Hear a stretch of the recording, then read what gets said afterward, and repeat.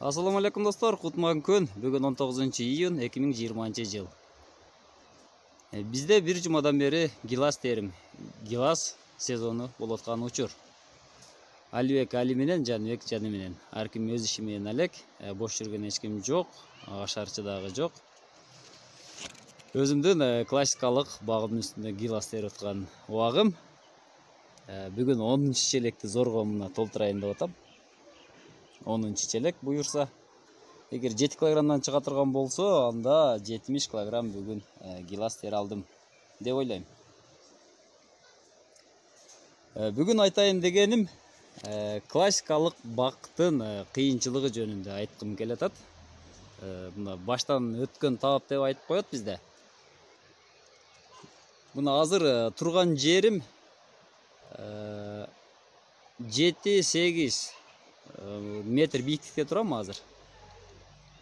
Ушул жерде туруп гилас терүүгө аракет кылып атам. Мына гиластын учу бир кроналуу, бир лидерлүү өстүрүлгөн. Астында себеби биз малина өстүрчүбүз, мурда ушундай бийик өстүрчүбүз.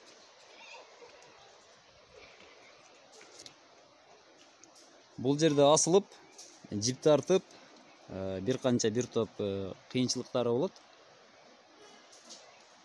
Эгер классикалык бак өстүрө турган болсоңуздар, мына ушундай кыйынчылыкка туш келишиңиздер ыктымал. Ошондуктан дайыма сунуш кылып келатам. КЖБ, УФО, ЦА деген формаларга аракет кылыңыздар. Алардан сапаттуу, чоң мөмө ала аласыздар. Быйыл жыл жакшы келди. Гиласка жагымдуу погода болду, жамгыр азыраак болду. Гиластын сапаты өтө жакшы, мынакей көрсөңүздөр болот. Жалтырак, өтө сонун, чоң, ширин, таттуу ушундай гиластар болду. Эртеден бери болгону 2 түп гилас тердим окшойт.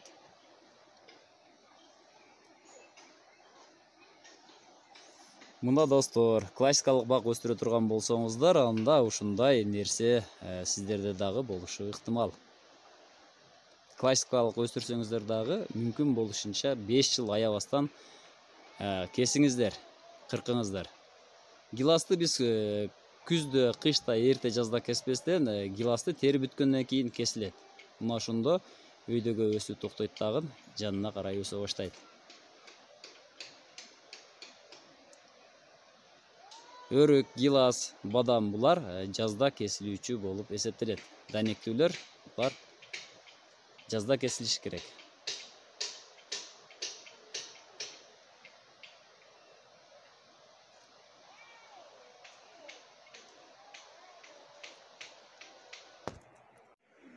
Бул көрүнүп турган бутак 180 градуска чейин ийилип калган бутак.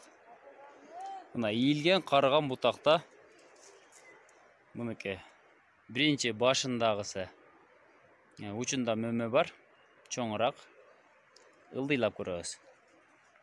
Мына ортосу орточо көлөмдө. Эми учуна барабыз. Учуна барган сайын мынакей мөмөлөр өтө майдалашып кетти. Бул эмнени түшүндүрөт? Бул карыган бутакты түшүндүрөт. Өсүнүүсүн карай турган болсок, 5 сантиметрге чейин жетпейт. Айтканбыз, 1 жылдык өсүү 20 сантиметрден жогору болуш керек деп. Бул жерде дээрлик өсүү жок. Демек, өзү айтып турат. Мөмө майда түйөт. Жалбырагын карайлы. Жалбырактагы майда.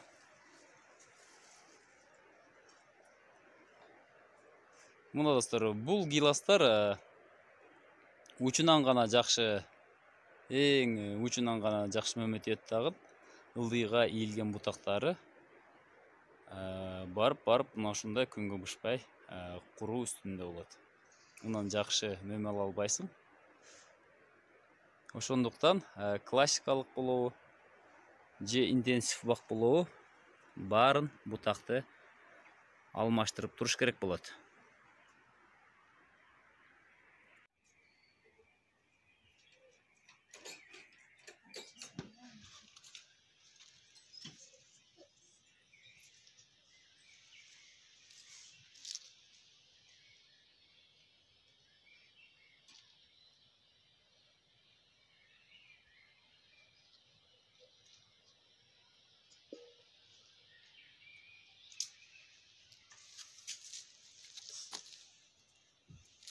Биздин YouTube каналга катталып, лайк басканды унутпаңыз.